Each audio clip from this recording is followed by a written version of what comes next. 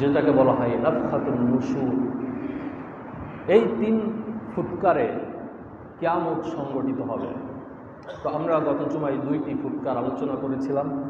3 নম্বর ফুৎকারে যখন মানুষকে আবার পুনরায় জাগ্রত করা হবে, মানুষ যখন আবার পুনরায় উত্থিত হবে, তখন এই যে আমরা জমিন দেখি, এই জমিন তখন আর থাকবে না, নতুন জমিন আবার তৈরি করা হবে। আল্লাহ তাআলা বলছেন, ইয়াউমা তুবাদদালুল আরদু গায়রাল আরদি ওয়াস সামাওয়াতু ওয়া বারাজু লিল্লাহি ওয়াহিদুল কাহ্হার, যে তোমাদের এই যে জমিনটা আছে, এই জমিনকে অন্য আরেকটা জমিন দ্বারা পরিবর্তন করে দেওয়া হবে। মানে সেই জমিনটা হচ্ছে তামার একটি জমিন হবে। তো এরপরে হাদিসে এসেছে কে কে উঠবে, এটা গত জুমায় আলোচনা করেছিলাম যে সর্বপ্রথম কারা উঠবে, তারপরে কারা, তারপরে কারা, বিস্তারিত হাদিসে এসেছে। তো এই জিনিসের ভিতরে আল্লাহ রাসূল সাল্লাল্লাহু আলাইহি ওয়াসাল্লাম হাদিস শরীফের ভিতরে বলেছেন যে ইউহশারুন নাস ইয়াউমাল কিয়ামাতি সালাসাতা আসনাফিন, যে কিয়ামতের মানুষদেরকে 3 শ্রেণীতে উঠানো হবে বা 3টা পদ্ধতিতে তাদেরকে আল্লাহর কাছে নিয়ে আসা হবে। 1 নম্বর হচ্ছে সানিফান মাশিয়ান, অর্থাৎ এক শ্রেণী আসবে হেঁটে হেঁটে, যাদের গুনাহের পাল্লা ভারী, কিংবা গুনাহ এবং সওয়াব দুইটা যাদের সমান, অথবা কাফের, তারা হচ্ছে হেঁটে হেঁটে আল্লাহর দরবারে যাবে কবর থেকে ওঠার পরে। 2 নম্বর হচ্ছে ওয়াসানাফান রুকবানান, অর্থাৎ আরেক শ্রেণীর মানুষ যাদের হাঁটা লাগবে না, আল্লাহ তাদের জন্য যানবাহনের ব্যবস্থা করে দেবেন। সুবহানাল্লাহ। ওই কঠিন হাসরের ময়দানে তারা ওই যানবাহনে চড়ে আল্লাহর দরবারে উপস্থিত হবে। আর আরেক শ্রেণী হচ্ছে ওয়াসানাফান আলা উজুহিহিম, দুনিয়াতে যারা আল্লাহর সাথে শিরিক করত, যারা সরাসরি কুফরি করত, নেফাকি করত, তারা হেঁটেও চান্স পাবে না, বরং তারা তাদের চেহারার উপরে ভর করে আল্লাহর দরবারে উপস্থিত হবে, পায়ে হাঁটতে পারবে না।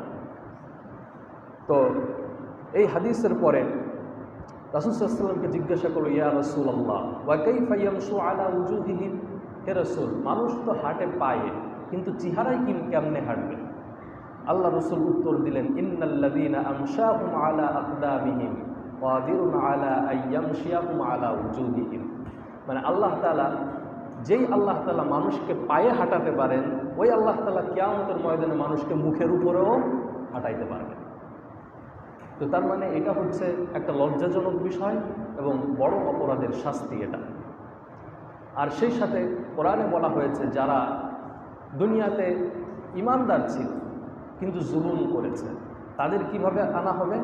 আল্লাহ বলছেন, ওয়ালা তাহসাবান্নাল্লাহু গাফিলান আম্মা ইয়ামালুজ জালিমুন, যে যারা দুনিয়াতে জুলুম করেছে মানুষের উপরে, তারা যেন আল্লাহ তাআলার ব্যাপারে গাফেল না হয়ে যায়, এবং তারা যেন মনে না করে যে আল্লাহ তাআলা গাফেল তাদের ব্যাপারে। তাদের শাস্তি হচ্ছে মুফতিঈনা মুকনিঈনা রুউসাহুম লা ইয়ারতাদ্দু ইলাইহিম ওয়া আফইদাতুহুম হাওয়া।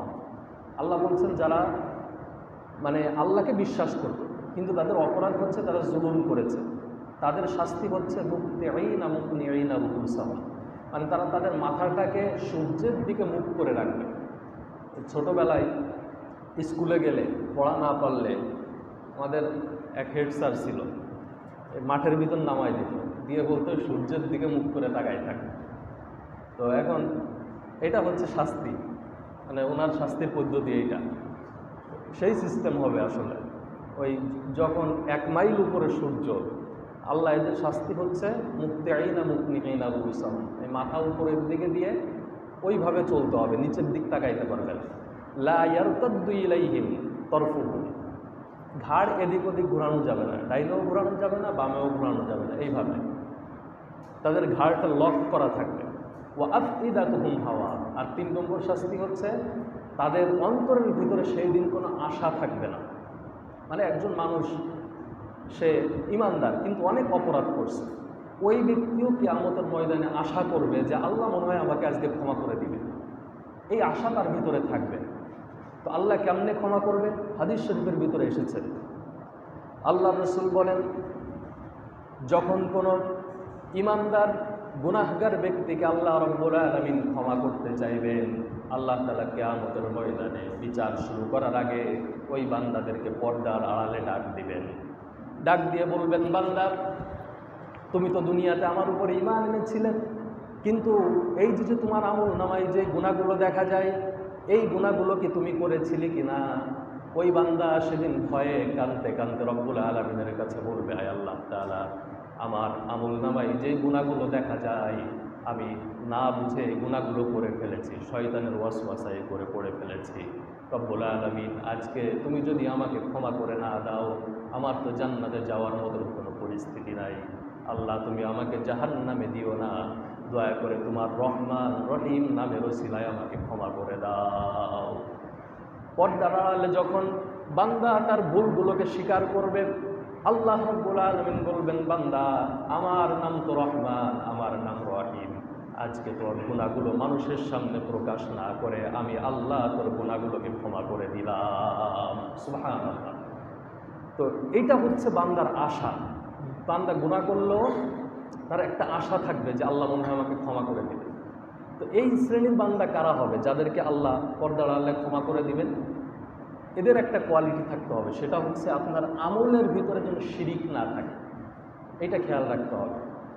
হাদিস শরীফের ভিতরে এসেছে, আল্লাহ রাসূল বলেছেন, লাউ আতাইতানি বিকুরাবিল আরদি খাতায়া সুম্মা লাকিতানি লা তুশরিকু বি শাইআ লা আতাইতুহা বিকুরাবিহা মাগফিরা। আল্লাহ রাসূল বলেন, আল্লাহ তাআলা আমাকে বলেছেন, আমার কোনো বান্দা সে যদি কিয়ামতের ময়দানে পৃথিবী সমান গুনাহ নিয়ে আমার সামনে উপস্থিত হয়, পৃথিবী সমান গুনাহ নিয়ে আমার সামনে হাজির হয়, কিন্তু তার আমলের ভিতরে শিরকের কোনো গুনাহ ছিল না, সাধারণ গুনাহ ছিল, লা আতাইতুহা বিকুরাবিহা মাগফিরা, আমার সাথে যদি শিরিক না করে, পৃথিবী সমান গুনাহ নিয়ে আমার সামনে উপস্থিত হলেও আমি আল্লাহ তার গুনাহগুলোকে ক্ষমা করে দিব। সুবহানাল্লাহ। তো এই জন্য শিরিক থেকে আমাদের দূরে থাকতে হবে, আর আল্লাহর প্রতি আমাদের আস্থা বিশ্বাস থাকতে হবে এবং চেষ্টা থাকতে হবে গুনাহ ক্ষমা করার। তো এইটা হচ্ছে কিয়ামতের মানে যখন বান্দাদেরকে উঠানো হবে, তখন এই 3 প্রকারে তাদেরকে উঠানো হবে: পায়ে হেঁটে, বাহনে চড়ে, আর হচ্ছে মুখের উপরে হাঁটিয়ে। কিন্তু বান্দাকে একা একা উঠানো হবে না। আল্লাহ তাআলা বলেছেন, ওয়াকুল্লুহুম আতিহি ইয়াউমাল কিয়ামাতি ফারদা, অর্থাৎ বান্দাকে প্রথম চান্সে উঠানো হবে হচ্ছে একা, কিন্তু তার সাথে একার সাথে সাথে তার সাথে 2 জন সাক্ষী সেই দিন উঠানো হবে। আল্লাহ রাসূল সাল্লাল্লাহু আলাইহি ওয়াসাল্লাম হাদিস শরীফের ভিতরে সে ব্যাপারে বলেছেন যে ওয়াজাআত কুল্লু নাফসিন মাআহা সাইকুন ওয়া শাহীদ। আল্লাহ তাআলা বলেছেন যে বান্দাকে আমি একা উঠাবো, অর্থাৎ দলবল নিয়ে আসার কোনো সুযোগ নাই। এই যে আমরা এখন কোনো জায়গায় যাইতে গেলে বিশাল দলবল নিয়ে শোডাউন করে আমরা যাই, যার ক্ষমতা পাওয়ার যত বেশি তার শোডাউন তত বড়, তত শক্তিশালী, কারণ এটা হচ্ছে একটা প্রভাব সৃষ্টি করার জন্য। এখন আল্লাহর সামনে আপনি দলবল নিয়ে উপস্থিত হওয়ার কোনো সুযোগ আছে? না, আল্লাহর সামনে কোনো শোডাউন চলবে না। এই জন্য আল্লাহ তাআলা বলেছেন, ওয়াকুল্লু আতিহিম ইয়াউমাল কিয়ামাতি ফারদা, যে প্রত্যেকটা ব্যক্তিকে আলাদা আলাদা একজন একজন করে আমার সামনে উপস্থিত হইতে হবে। কিন্তু এই বান্দা যাতে পালাইতে না পারে, ওয়াজাআত কুল্লু নাফসিন মাআহা সাইকুন ওয়া শাহীদ, তার জন্য 2 জন ফেরেশতা থাকবে। একজন হচ্ছে সায়েক, অর্থাৎ যে তাকে তাড়িয়ে নিয়ে যাবে। এই যে গরু, যারা রাখাল গরু চড়ায়, তারা পিছন থেকে গরু তাড়ায় না? আল্লাহ তাআলা বলছেন একজন ফেরেশতা তার কাজ থাকবে এই ব্যক্তিকে তাড়াইতে তাড়াইতে আমার দরবারে নিয়ে আসবে, যে চল আল্লাহর সামনে চল। ওয়া শাহীদ, আর আরেকজন ফেরেশতা থাকবে যে আল্লাহর দরবারে তার সাথে সাক্ষী হিসেবে উপস্থিত হবে, যে আল্লাহ আমি সারা জীবনের সাথে ছিলাম, এই কাজগুলো করছে, সাক্ষী হিসেবে তাকে উপস্থাপন করা হবে। প্রিয় ভাইয়েরা, সাক্ষী হিসেবে যখন উপস্থিত করা হবে, একজন একজন করে যখন আলা হলো, সবাই এসে উপস্থিত হয়েছে, নেককারও উপস্থিত হয়েছে, মুনাফিকও উপস্থিত হয়েছে, গুনাহগারও উপস্থিত হয়েছে। প্রত্যেকটা সমাজের মানুষ যখন আল্লাহর সামনে উপস্থিত হয়েছে, এবার আল্লাহ তাআলা এদেরকে দলে দলে ভাগ করে ফেলবেন। আল্লাহ তাআলা বলেছেন সূরা ইয়াসিনের ভিতরে, ওয়ামতাজুল ইয়াউমা আইয়ুহাল মুজরিমুন আলাম আহাদ ইলাইকুম ইয়া বানি আদম আল্লা তা'বুদুশ শাইতান ইন্নাহু লাকুম আদুউম মুবিন। আল্লাহ তাআলা সব আল্লাহর সামনে উপস্থিত হওয়ার পরে এবার বলবে ওয়ামতাজুল ইয়াউমা আইয়ুহাল মুজরিমুন, যে হে মুজরিমেরা, হে পাপীর দল, তোরা যারা নেককার বান্দা তাদের থেকে তোমরা আলাদা হয়ে যাবে। তো একটা সিরিয়াল থাকবে হচ্ছে নেককার, আর একটা সিরিয়াল হচ্ছে যারা পাপী, তাদের আলাদা একটা থাকবে। তো এই যে যারা পাপী আছে তারা পলায় থাকার চেষ্টা করবে, মানে চিন্তা করবে যে এই যে মুমিন যে সকল বান্দা আছে, নেককার বান্দা আছে, মানে তখন সবাই বুঝে যাবে যে আমি যেই দলে যাচ্ছি এই দলে গেলে আমার জান্নাত ছাড়া অথবা জাহান্নাম ছাড়া আর কোনো রাস্তা নেই।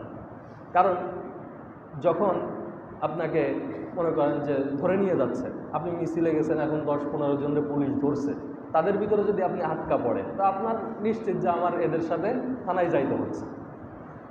তো আল্লাহ তাআলা এইভাবে দুই শ্রেণীর বান্দাদেরকে আলাদা করবেন, নেককার বান্দা আর হচ্ছে গুনাহগার বান্দা। তো ওই সময় ওই গুনাহগার বুঝে যাবে যে আমার এই দলে গেলে জাহান্নাম ছাড়া আর কোনো রাস্তা নাই। তখন ও মুমিনদের ভিতরে পলাই থাকার চেষ্টা করবে যে অন্তত এই দলে আমি থাকি, দেখি একটু পলাই থাকা যায় কিনা। আল্লাহ বলবেন এই সুযোগ নাই, ফেরেশতারা ঘাট ধাক্কা দিয়ে বের করে তাকে ওই দলে দিয়ে দিবে। বলবে তুমি তো দুনিয়াতে থাকতে এদের সাথেই চলাফেরা করেছো, এদের সাথেই তোমার কাজ বাদ ছিল, তাহলে এখন এদের ভিতরে এসে পালাও কেন, তুমি ওই দলেই চলে যাও। আল্লাহ তাআলা বলছেন এবার যখন আমি দুইটাকে আলাদা করে ফেললাম, একটা হচ্ছে নেককার আর এক দল হচ্ছে বদকার, এবার যখন প্রত্যেকের ভিতর থেকে আবার আলাদা আলাদা করা হবে, এই বদকারদের ভিতর থেকে নেককারদের ভিতর থেকে বিচারের জন্য আবার ডাকা হবে। আল্লাহ তাআলা বলছেন ইয়াউমা নাদউ কুল্লু উনাসিম বিইমামিহিম, আল্লাহ তাআলা বলছেন যে আমি এদের মধ্য থেকে যখন বিচারের জন্য আবার ডাকবো, প্রত্যেককে আমি তার নেতা সহকারে আমি ডাকবো। তাফসীরের ভিতরে এসেছে আই নাদউ কুল্লা কওমিন বিমা ইয়াতামুনা বিহি, যে আমি প্রত্যেককে ওই নেতা সহকারে ডাকবো দুনিয়াতে থাকতে সে যার অনুসরণ করত, ইয়াতামুনা বিহি, সে যার অনুসরণ করত তাকে সহকারে আমি ডাকবো। তার মানে হচ্ছে কোরআনের কথা হচ্ছে আপনি যখন আল্লাহর সামনে উপস্থিত হলেন, আপনি দুনিয়াতে থাকতে যার অনুসরণ করতেন, যার কার্যক্রমের অনুসরণ করতেন, কিয়ামতের ময়দানে আল্লাহ তাআলা ওই ব্যক্তি সম্পর্কেই আল্লাহ তাআলা ওই ব্যক্তি সহকারে ডাকবে, ডেকে সেই দিন তার সাথে বিচার করা হবে। এখন বলেন আপনাকে যদি খারাপ মানুষের সাথে ডাকা হয় তাহলে কি জান্নাতে যাওয়ার সুযোগ আছে নাকি? কি আছে? আপনার নেতা যার সাথে আপনারা উঠাচ্ছে সে নিজেই হচ্ছে সুদখোর, সে নিজেই হচ্ছে ঘুষখোর, সে নিজেই হচ্ছে জেনাকার, সে নিজেই হচ্ছে গাঞ্জাখোর। এখন মানে আপনার সামনে যে তাকে দেখেই তো আল্লাহ মিজাজ খারাপ, যে এটা তো আসলে বদমায়েশ, আর আপনি আছেন তার পিছনে, তাহলে আপনার অবস্থা কি হবে? যখন তাদেরকে সবাইকে ডাকা হবে, আলাদা আলাদা করে ফেলা হবে, এবার আল্লাহ তাআলা বলবেন সবার আমলনামা দিয়ে দাও। হাসরের ময়দানে সবার আমলনামা দিয়ে দেওয়া হবে। সূরাতুল কাহফের ভিতরে আল্লাহ তাআলা বলছেন ওয়াউদিআল কিতাবু ফাতারাল মুজরিমিনা মুশফিকিনা মিম্মা ফি ওয়া ইয়াকুলুনা ইয়া ওয়াইলাতানা মা লিহাযাল কিতাব লা ইউগাদিরু সাগীরাতান ওয়ালা কাবীরাতান ইল্লা আহসাহা। আল্লাহ তাআলা বলছেন এবার তাদের সবাইকে আমলনামা দিয়ে দেওয়া হবে, কিতাব দেওয়া হবে। মানে এই যে যে আমরা আমলগুলা করতেছি এইগুলা সব একটা কিতাবে রূপান্তরিত হবে, বিশাল ভলিউম, কিতাবের ভলিউম। আল্লাহ তাআলা বলছেন এই আমলনামা তাদেরকে দেওয়া হবে, তাদের জন্ম থেকে মৃত্যু পর্যন্ত যা কিছু করেছে এই কিতাবের ভিতরে সব লিপিবদ্ধ আছে, প্রতিটা সেকেন্ডে সেকেন্ডের উল্লেখ আছে, কোথায় গিয়েছে কি করেছে সব কিছু লেখা থাকবে। ফাতারাল মুজরিমিনা মুশফিকিনা মিম্মা ফি, দুনিয়াতে যারা অপরাধ করেছে আর যা কিছুই করেছে আল্লাহ বলেছেন সব কিছুই সে সেদিন দেখতে পাবে এই কিতাবের ভিতরে। এই কিতাব দেখার পরে যারা মুজরিম অপরাধী তাদের কথা হবে ওয়ায়াকুলুনা ইয়া ওয়াইলাতানা মা লিহাযাল কিতাব, তারা বলবে হায় আফসোস, এইটা আবার কেমন কিতাব, কেমন বই, লা ইউগাদিরু সাগীরাতান ওয়ালা কাবীরাতান ইল্লা আহসাহা, দুনিয়াতে সামান্য ক্ষুদ্রর থেকে ক্ষুদ্রতম একটি আমলও যা করেছি এই সব কিছুই তো দেখি আল্লাহ এই কিতাবের ভিতরে রেকর্ড করেছে। সুবহানাল্লাহ। কিন্তু এইটা যারা মুজরিম অপরাধী তারা এইটা দেখে ভয় পেয়ে যাবে, কিন্তু ইমানদার কি ভয় পাবে? কথা বলেন, ইমানদার ভয় পাবে না। কারণ ইমানদার তো দেখতেছে সবই তো ভালো কাজ করছি, এই যে মানুষকে দান করছি, ভালো ব্যবহার করছি, নামাজ পড়ছি, রোজা রাখছি, সবই তো এখানে লেখা আছে। কিন্তু অপরাধী দেখবে, হাইরে যত অপরাধ দুনিয়াতে করলাম প্রত্যেকটা জিনিস তো এখানে লেখা, আমি আজকে পার পাবো কেমনে? আফসোস শুরু করে দেবে। আল্লাহ তাআলা বলবেন, ইকরা কিতাবাক, তোমার কিতাব তুমি নিজেই পড়ো। টিচারের সামনে যখন টিচার পড়া জিজ্ঞাসা করে, বলে তোমার বই থেকে তুমি পড়া শুরু করো, আল্লাহ তাআলা বলবেন আমি আজকে পড়বো না, তোমার আমলনামা তুমি নিজেই পড়া শুরু করো। ইকরা কিতাবাক কাফা বিনাফসিকাল ইয়াউমা আলাইকা হাসিবা। আল্লাহ বলবেন আজকে তোমার আমলনামা পড়ার জন্য তুমি নিজেই যথেষ্ট। অর্থাৎ আপনি আরবি পড়তে পারেন না, বাংলা পড়তে পারেন না, কোনো সমস্যা নাই, ওই দিন ঠিকই পড়তে পারবেন, আল্লাহ পড়ার সুযোগ করে দিন। নিজে নিজে সব উচ্চারণ করে পড়তে হবে। মানে অপরাধীকে যদি তার অপরাধটা তার মুখে আরও স্বীকার করানো হয়, এইটা তার জন্য আরও বড় লজ্জাজনক বিষয় না? দেখবেন সালিশ বিচারে যে অপরাধ করছে তাকে বলে যে তুমি কি অপরাধ করছো নিজে বলো, জোরে জোরে বলো। চোরকে চোর ধরে মানুষের সামনে এসে বলে যে তুমি বলো কি চুরি করছো। আল্লাহ বলবেন কাফা বিনাফসিকাল ইয়াউমা আলাইকা হাসিবা, তোমার অপরাধ যেটা করেছ এই কিতাবের ভিতরে সব লেখা আছে, লিপিবদ্ধ আছে, নিজেই পড়তে থাকো। কিন্তু সে যখন পড়া শুরু করবে, পড়া শুরু করার পরে সে বলবে রব্বুল আলামিন এই যে এর ভিতরে যা কিছু লেখা আছে আসলে তো আমি এইগুলা করি নাই। মানে নিজে বুঝতে পারবে যে করেছে, কিন্তু সে বাঁচার জন্য মিথ্যা কথা বলতে থাকবে। আল্লাহ তাআলা বলছেন ফেরেশতাদেরকে সে বলতে চাইবে দেখো আল্লাহর সাথে একটু দেন দরবার করে আমাকে মুক্তি দেওয়া যায় কিনা। মানে দুনিয়ায় থাকতে তার যে অভ্যাস ছিল অপরাধ করে, ঘুষ দিয়ে, অপরাধ করে মানুষকে টাকা পয়সা দিয়ে, নেতা খাতাদেরকে ধরে মুক্তি পাওয়ার যে অভ্যাস, ওইটা কিয়ামতের ময়দানে ওই অভ্যাস বদলাবে না।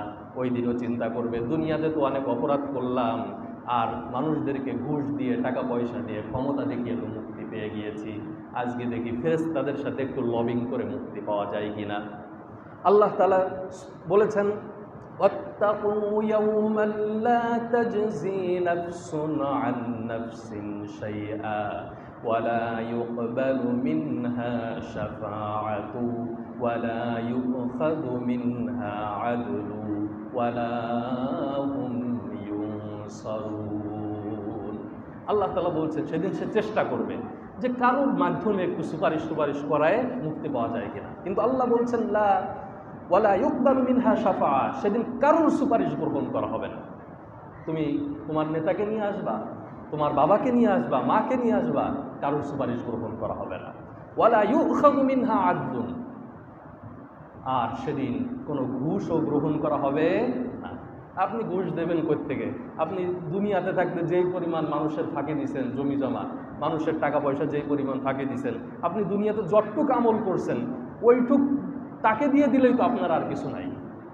এরকমই হবে কিয়ামতে, যখন আমলনামায় দেখবে অমুকের টাকা মারছে 10 টাকা, অমুকের 100 টাকা, তারপরে অমুকের 50,000, অমুকের জমির এক কোণার থেকে মেরে দিছে, অমুকের জমি লেখায় নিছে। তো এখন আল্লাহ বলবেন ঠিক আছে তুমি কি চাও? বলবে যে আল্লাহ ও দুনিয়াতে আমার 100 টাকা মারছে, আমি ক্ষমা করতে পারি, যে নেক আমলগুলো সে করছে ওই নেক আমলগুলো আমার দিয়ে দিতে বলে। আল্লাহ বলবে ঠিক আছে দিয়ে দাও। এখন কিছু করার নাই, চিন্তা করবে অন্তত এইটা দিয়ে দেখি বাঁচতে পারি কিনা।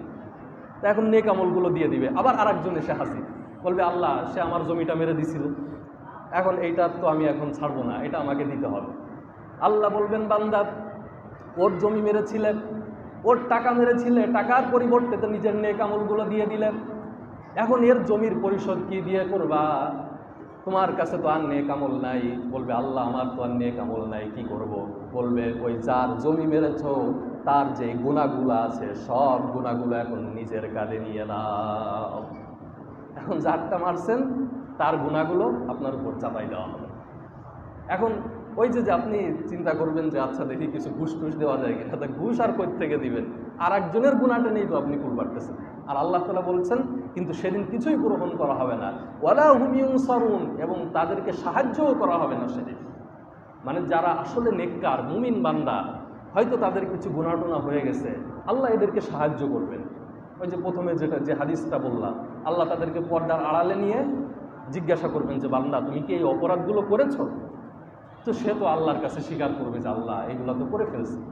দেখেন দুইটার ভিতরে পার্থক্য দেখেন, যেই ব্যক্তি ভালো মুমিন সে আল্লাহর কাছে স্বীকার করবে যে আল্লাহ আমি এই ভুলগুলো করে ফেলছি। আর যেই ব্যক্তি অপরাধী, যেই ব্যক্তি ফাঁকিবাজ, ও ওইখানেও আল্লাহর সামনে বলবে যে আমি কিছু করি নাই, মিথ্যা বলবে। এখন যে স্বীকার করেছে আল্লাহ তাকে ওই দিন ক্ষমা করে দিবেন, তার মানে তাকে সাহায্য করা হবে। আর এই যে মুজরিম ব্যক্তি, অপরাধী, গুনাহগার, একে আল্লাহ তাআলা সাহায্য করবে না।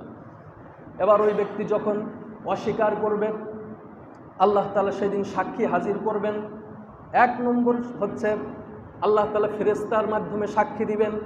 কিন্তু ওই ব্যক্তি যখন ফেরেশতাদেরকে অস্বীকার করবে, আল্লাহ তাআলা সাক্ষী হিসেবে আমাদের ঘাড়ের ভিতরে একটা চিপ রেখে দিয়েছেন, একটা মেমোরি কার্ড রেখে দিয়েছেন। আল্লাহ তাআলা বলছেন وَكُلَّ إِنسَانٍ أَلْزَمْنَاهُ طَائِرَهُ فِي عُنُقِهِ وَنُخْرِجُ لَهُ يَوْمَ الْقِيَامَةِ كِتَابًا يَلْقَاهُ مَنشُورًا। আল্লাহ তাআলা বলছেন আমি কিয়ামতের ময়দানে প্রত্যেকটা মানুষের ঘাড়ের ভিতর থেকে একটা চিপ বের করব, মেমোরি কার্ড বের করব।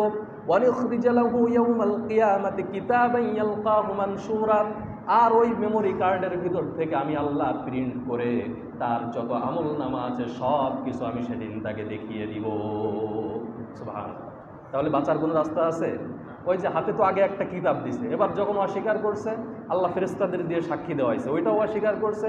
আল্লাহ বলছে ঠিক আছে, এই যে তোর ঘাড়ের ভিতরে এই মেমোরি ছিল এটা বের করে দিলাম, এবার দেখ কি কি করছিস। এইটাও যখন অস্বীকার করবে, আল্লাহ সেদিন জমিনকে সাক্ষী হিসেবে উপস্থিত করবেন। আল্লাহ তাআলা বলছেন ইয়াউমাইযিন তুহাদ্দিসু আখবারাহা বিআন্না রাব্বাকা আওহা লাহা। আল্লাহ বলবেন ঠিক আছে, তুমি যখন অস্বীকারই করতেছো, এখন তুমি দুনিয়াতে যে জমিনের উপরে চলাফেরা করছো ওই জমিনকে আমি সাক্ষী হিসেবে হাজির করলাম, জমিন সেদিন সব কিছু বলে দিবে।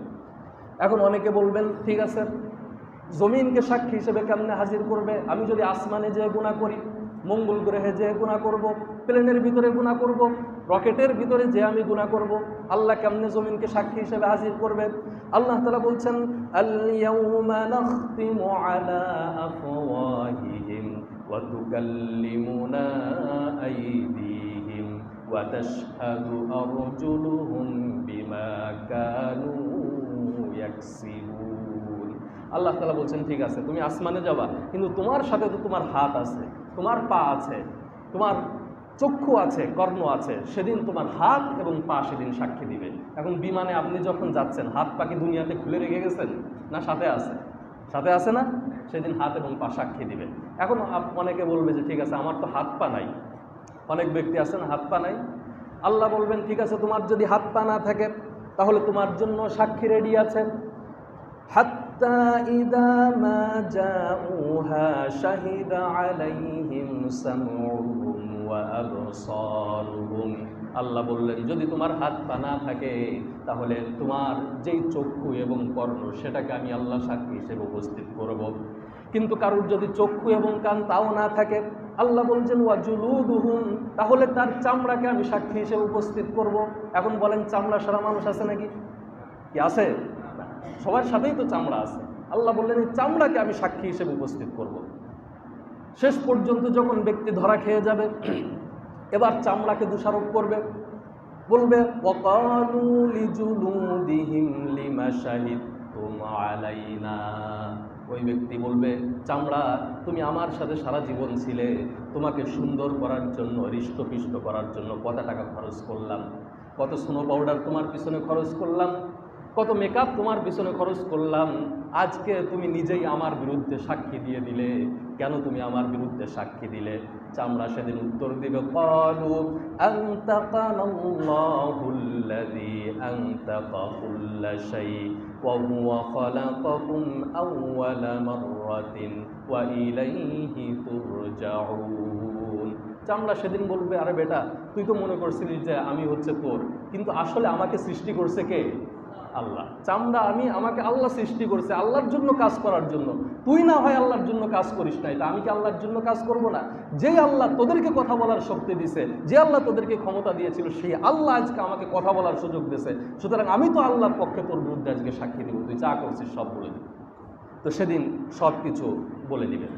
তো প্রিয় ভাইয়েরা, এরপরে মানুষ তার যখন ধরা পড়ে যাবে, এবার সে হতাশ হয়ে তার আত্মীয় স্বজনের কাছে দৌড়াদৌড়ি করবে, বিভিন্ন মানুষের কাছে দৌড়াদৌড়ি করবে। আল্লাহ তাআলা বিস্তারিত এইসব ব্যাপারে কোরআন এবং সুন্নায় বলেছেন। তো সুতরাং আমাদেরকে যদি সঠিক পথে থাকতে হয়, হাসরের ময়দানে যদি আমাদেরকে মুক্তি পেতে হয়, তাহলে আমাদেরকে অবশ্যই অবশ্যই আল্লাহ তাআলা যেই বিষয়গুলো আমাদেরকে আদেশ করেছেন সেই বিষয়গুলো আমাদেরকে ফলো করতে হবে। আর যেই বিষয়গুলো থেকে আল্লাহ তাআলা নিষেধ করেছেন এই বিষয়গুলো অনুসরণ করা যাবে না। আজকে দেখেন আমাদের সমাজে আমরা যারা আছি, আমরা শুধুমাত্র আমাদের শয়তানের দ্বারা প্রভাবিত হয়ে কিংবা আমাদের মনের দ্বারা প্রভাবিত হয়ে আমরা এমন সব কার্যক্রম করি যেইগুলো আসলে আল্লাহ যে বিষয়ে আদেশ করেছেন সেইগুলোর সাথে আমাদের যায় না। তো সুতরাং এই কাজগুলো যখন করা হয়, আপনি যখন আপনার মনের অনুসরণ করছেন, আল্লাহর কোরআনের অনুসরণ করছেন না, আল্লাহর কিতাবের অনুসরণ করছেন না, তখন আপনাকে এর জন্য কিয়ামতের ময়দানে জবাবদিহিতা করতে হবে। আজকে আমাদের সমাজে আমরা দেখতে পাচ্ছি, আপনারা দেখেছেন যে সম্প্রতি গতকালকে বা তার আগে একটি ঘটনা ঘটেছে যে একজন আলেমকে তাকে অপহরণ করা হয়েছে। তিনি হচ্ছেন টঙ্গী একটা মসজিদের খতিব, তো তাকে অপহরণ করা হলো। কিন্তু এই যে আমাদের সমাজের কিছু মানুষ আছে ইন্টেনশনালি তারা এই আলেমের পক্ষে কিন্তু কথা বলে নাই, ইন্টেনশনালি নিজে ইচ্ছা করে। বাংলাদেশের যতগুলো মিডিয়া আছে আপনি দেখবেন না যে হাতে গোনা 2-4টা মিডিয়া ব্যতীত কেউ কভারেজ করেছে। এখন এই জিনিসগুলোকে আমরা ছোট করে মনে করি, কিন্তু আপনি যে আসলে ইন্টেনশনালি যে অপরাধটা করলেন কিংবা যা করলেন এটাকে কিয়ামতে হিসাব দিতে হবে না? কি হবে কি না হবে? আপনি দুনিয়াতে যদি কুফরের পক্ষ নেন সেটাও আপনাকে হিসাব দিতে হবে, দুনিয়াতে যদি আপনি ঈমানের পক্ষ নেন সেটাও হিসাব দিতে হবে। তো এই যে আমাদের দেশের যে মিডিয়াগুলো এইটা পক্ষ নিল না কেন? আর আমি এটা কেন বলতেছি, কারণ হচ্ছে যিনি আলেম তিনি কথা বলেছেন কার বিরুদ্ধে? তিনি বলেছেন গত জুমায় হচ্ছে ইসকনের বিরুদ্ধে তিনি কথা বলেছেন। ইসকনের বিরুদ্ধে কথা বলার কারণে তাকে হুমকি দেওয়া হলো যে তোমাকে হত্যা করব, কিংবা তোমার যারা স্ত্রী সন্তান আছে তাদেরকে ধর্ষণ করব। ইসকনের থেকে সরাসরি চিঠি দিয়ে তাকে এই হুমকি দেওয়া হয়েছে। কমিটির লোকদেরকে হুমকি দেওয়া হয়েছে, তোমাদের এই যে হুজুর আছে, যে খতিব আছে, সে যদি আমাদের বিরুদ্ধে কথা বলা বন্ধ না করে তাহলে তোমাদেরকেও হত্যা করব এবং তোমাদের যারা স্ত্রী পুত্র সন্তান আছে তাদেরকেও ধর্ষণ করা হবে, তাদেরকেও ক্ষতি করা হবে। এখন আপনি চিন্তা করেন, বাংলাদেশের মতন একটা জায়গায় একজন মসজিদের খতিবকে এমন মানুষরা হুমকি দিচ্ছে, কিন্তু আমাদের যারা সরকারে আছে কিংবা যারা উপরস্থ ব্যক্তি আছে তারা এইটার বিষয়ে কথা বলছে না। কেন কথা বলছে না? কারণ এরা হচ্ছে তাদের গোলামি করে, তাদের অনুসরণ করে। ইসকন কারা? ইসকন হচ্ছে যারা উগ্র হিন্দুত্ববাদী, তারা হচ্ছে এই ইসকন। এটা কিন্তু সাধারণ হিন্দুরা না, আমাদের সমাজে সাধারণ হিন্দু আছে না অনেক, এরা না। কিন্তু হিন্দুদের ভিতরে একটা গ্রুপ আছে উগ্র হিন্দু, যারা চায় সমাজের ভিতরে অশান্তি সৃষ্টি করতে। সুতরাং এই সমাজের যারা এই যে ইসকনের সদস্য আছে এরা চাচ্ছে যে বাংলাদেশের ভিতরে একটি অরাজকতা সৃষ্টি করে, অস্থিতিশীল পরিবেশ সৃষ্টি করে, বাংলাদেশের মানুষ যে শান্তিতে আছে এই শান্তিকে ধ্বংস করে পুরা বাংলাদেশকে একটা গৃহযুদ্ধের দিকে ঠেলে দেওয়ার জন্য তারা আগেও ষড়যন্ত্র করেছে, এখনও ষড়যন্ত্র করে যাচ্ছে, ঠিক কিনা? কিন্তু আমরা দেখতে পাচ্ছি যারা ক্ষমতায় আছে তারা এইটা নিয়ে কোনো কথা বলছে না। কিন্তু আপনারা যদি এইটা নিয়ে কথা না বলেন, এইটার বিরুদ্ধে যদি আপনারা পদক্ষেপ না নেন, তাহলে এইটার পরিস্থিতি কিন্তু ভালো হবে না। শুধুমাত্র দেখবেন যে কেউ ইসলাম প্রতিষ্ঠার কথা বললে, ইসলামের জিহাদের কথা বললে এইটাকে এরা জঙ্গিবাদ হিসেবে প্রমোট করে, যে ইসলামে জঙ্গিবাদ, ইসলাম মানুষকে হত্যার কথা বলে, এইটা কথা বলে। কিন্তু কোনো জায়গায় কেউ ইসলাম সরাসরি ইসলামকে অবলম্বন করে কোনো জায়গায় মানুষকে মেরেছে, হত্যা করেছে, গুম করেছে, এরকম কোনো নজির নাই। যা কিছু আমরা বাংলাদেশে জঙ্গিবাদ দেখেছি সব তাদের সাজানো নাটক ছিল। অথচ এই সংগঠনটা, ইসকন নামের এই সংগঠনটা সরাসরি তাদের নাম ব্যবহার করে হুমকি দিচ্ছে, প্রকাশ্যে তারা বলতেছে যে আমরাই এই কাজ করতেছি, অথচ এদেরকে নিষিদ্ধ করা হচ্ছে না, এদেরকে জঙ্গিবাদ বলা হচ্ছে না। এরা মানুষকে গুম করে ফেলতেছে, এদেরকে কেন জঙ্গিবাদ বলা হচ্ছে না? অথচ এদেরকে জঙ্গিবাদ বলার কথা ছিল। তার মানে বোঝা যায় এটা হচ্ছে পুরাটা ইন্টেনশনালি একটি কাজ, কিন্তু এইটা সম্পর্কে কেউ কথা বলতেছে না।